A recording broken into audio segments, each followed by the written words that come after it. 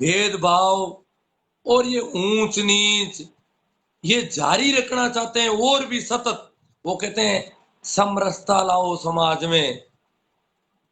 ये नहीं कहते हैं कि समानता लाओ, नहीं, समानता की बात नहीं करते। वो कहते हैं असमानता है तो है, भेदभाव है, ऊंच नीच है, आप उसमें भी समरस हो जाओ, ऊंच नीच से राजी हो जाओ, भेदभाव से भी राजी हो जाओ। समानता नहीं है, असमानता है, उसमें भी राजी हो जाओ, उसको कहते हैं समरसता। ये नया जो इन लोगों ने छोड़ा है सगुफा कि सामाजिक समरसता चाहिए। अरे भैया, सामाजिक समरसता से पहले आप हमें असमानता को बंद करो, भेदभाव जो है उसको खत्म करने की आप बात ही नहीं करते, ऊंच नीच को खत्म करने की बात नहीं करते। ऊंच नीच और भेदभाव में ही समरस होने के लिए बाध्य करना चाहते हो। और फिर कहते हैं यहाँ कभी भेदभाव था ही नहीं, कभी ऊंच नीच थी ही नहीं, शिक्षा का सार्वजनिकरण था। ये बिल्कुल, वो कहते हैं कि यहाँ महिलाओं को शिक्षा दी जाती थी, अल्पा गोसा मैत्रेयी, ये महिलाएं शिक्षित थी, गांधारी भी पढ़ी लिखी थी, ऐसा कुछ कहते हैं। परंतु ऐसा था, वो बहुत पहले था, जो था वो बहुत पहले था। कहते हैं वाल्मीकि पढ़े लिखे थे, हो सकता है वाल्मीकि पढ़े लिखे, क्योंकि ये कहा जाता है कि उन्होंने रामायण की रचना की। और वाल्मीकि के बारे में यह भी कहा जाता है कि वो नीची जाति के थे। हो सकता है वो नीची जाति के हो और पढ़े लिखे हो। उस समय ऐसा प्रतिबंध शायद नहीं था, वो बाद में हुआ। मनुस्मृति जब आई, कहते हैं कि वाल्मीकि ने रामायण राम के होने से बहुत पहले कर दी। इसका मतलब त्रेता युग से भी पहले रामायण की रचना हो गई, अगर देखा जाए तो बहुत पहले। हो सकता है उस समय पढ़ने की छूट रही हो, परंतु मनुस्मृति स्पष्ट कहती है कि शिक्षा अलग अलग तरह की होगी। क्षत्रिय के लिए एक ही शिक्षा कि वो युद्ध विद्या सीखे, रण कौशल सीखे, तीर तलवार चलाना सीखे। बाकी मंत्र पढ़ने की, शास्त्र पढ़ने की शिक्षा की छूट उसको नहीं थी। संस्कृत जिसके बारे में कहा जाता है देववाणी, देव कौन, ब्राह्मण देवता, वही बोल सकता है, बाकी कोई व्यक्ति संस्कृत में मंत्रों या श्लोक नहीं बोल सकता, ऐसा ये सब प्रतिबंध थे। तो क्षत्रिय के लिए एक निश्चित शिक्षा थी, वैश्य के लिए दुकान का हिसाब किताब कर लो अपना, वाणिज्य व्यापार का, ये शिक्षा थी, अलाउ थी, अनुमत थी। ब्राह्मण के लिए सभी प्रकार की शिक्षा अनुमत थी। वो तीर चलाना भी सीख सकता था, तलवार चलाना भी सीख सकता था, हिसाब किताब भी सीख सकता था, और शास्त्र वेद कर्म कांड सारे सभी प्रकार की शिक्षा के दरवाजे सिर्फ एक वर्ग के लिए यहाँ पर खुले हुए थे, अन्यथा किसी वर्ग के लिए नहीं थे। ये लंबा चला सिलसिला, क्योंकि हम देखते हैं कि रामायण में कहते हैं कि रामचंद्र ने एक रामचंद्र जब अयोध्या के राजा बन गए, तो एक व्यक्ति आता है, एक ब्राह्मण आता है न्याय मांगने के लिए कि हे राजन, मेरा जवान बेटा मर गया, अभी मैं बेटा हूं और मेरा बेटा मेरे से पहले मर गया, ये बहुत बड़ा अपराध है। बाप के जीते जी बेटा मरना, ये अन्याय हो गया, ये अनहोनी हो गई। और इसका कारण है कि मैं वेद के मंत्र पढ़ रहा था, तो एक शूद्र ने उनको सुन लिया कानों से।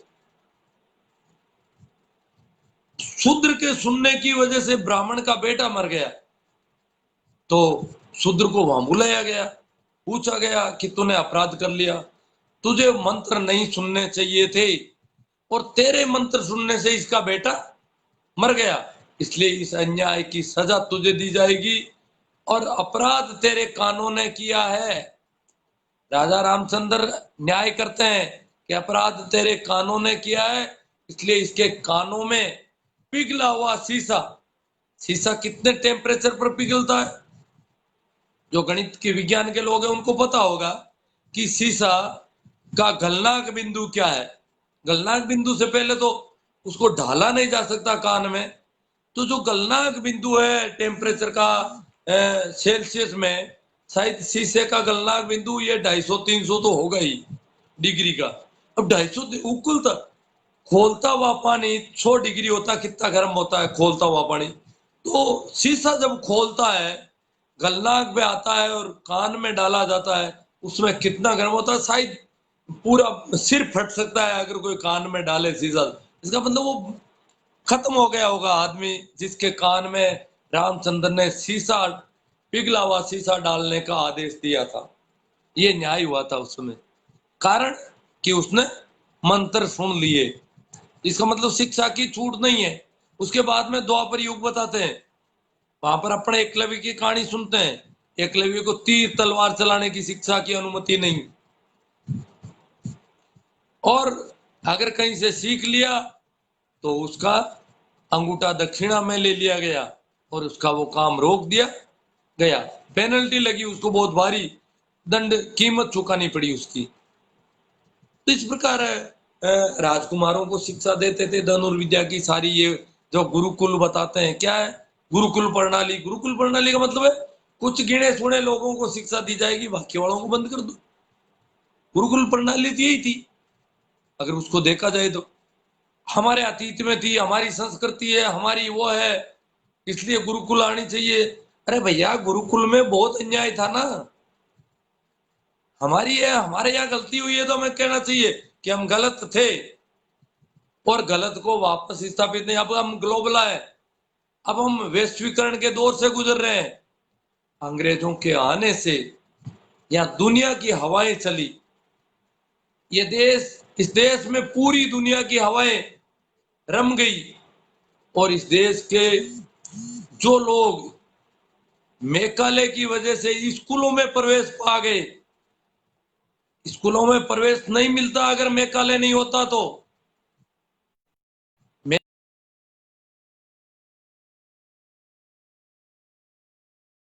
कि हमें जो नौकर चाहिए, पढ़े लिखे लोग चाहिए, रोज रोज यूरोप से लाने की जरूरत नहीं हो, और ऐसा कोई सिस्टम। तो मेघालय ने कहा यहाँ के लोगों को शिक्षा दी जाए, शिक्षित कर लिया जाए, ये सस्ते में हमारा काम कर देंगे, ये नौकरी कर लेंगे और बहुत कम पैसों में काम कर लेंगे। एक तो विदेश से कोई आदमी आता और यहाँ काम करता।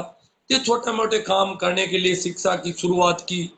तो मेघालय ने जो स्कूलें शुरू की, जो पढ़ाई शुरू की, उसमें ऐसा नहीं रखा, क्योंकि संस्कृत में तो ये तय था कि ये ब्राह्मण ही पढ़ेगा, परंतु वो अंग्रेजी पे पढ़ाता था। अंग्रेजी की शिक्षा शुरू हुई तो वहां ऐसा कोई नहीं था, जाति का भेद नहीं था, कोई भी पढ़ सकता है, कोई भी उस स्कूल में एंटर हो सकता है, प्रवेश हो सकता है, ये छूट हो गई। उसकी वजह से उस, उसके बहुत बाद में जाकर के कुछ जो तथाकथित आज क्षत्रिय लोग भी स्कूलों में गए। शुरू में क्षत्रिय नहीं जा सके, मेघालय ने छूट दी फिर भी नहीं जा पा रहे थे। वैश्य भी स्कूलों में पहुंच गए, वैश्य सबसे ज्यादा पहुंचे, क्षत्रिय और उसके बाद वैश्य पहुंच गए स्कूलों में, उन्होंने पढ़ाई की। फिर कुछ ओबीसी के लोग भी स्कूलों तक पहुंच गए, जो आज की संवैधानिक ओबीसी है, ये लोग भी।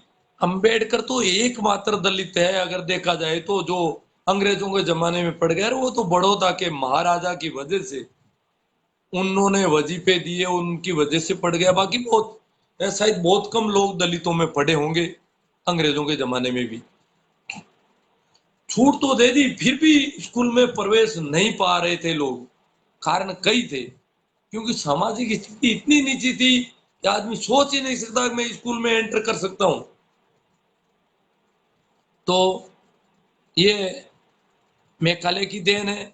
और मेरा मानना है कि अगर मेघालय नहीं होता तो न तो कोई अंबेडकर होता, न कोई सर छोटू राम होते, न कोई ज्योतिबा फूले होते, न बलदेव राम मिर्जा होते, और न कुंभाराम मौर्य होते, न हम आज तक पढ़ लिख पाते।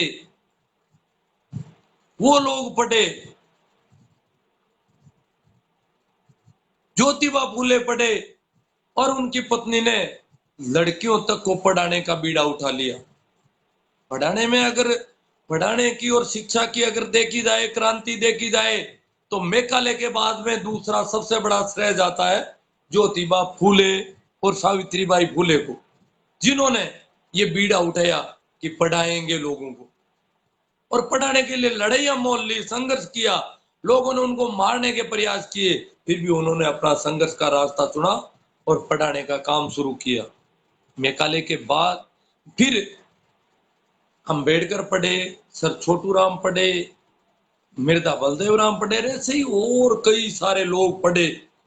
मैं यहाँ के जो जिनसे हम परिचित हैं उनकी बात कर रहा हूं, ये लोग पढ़े।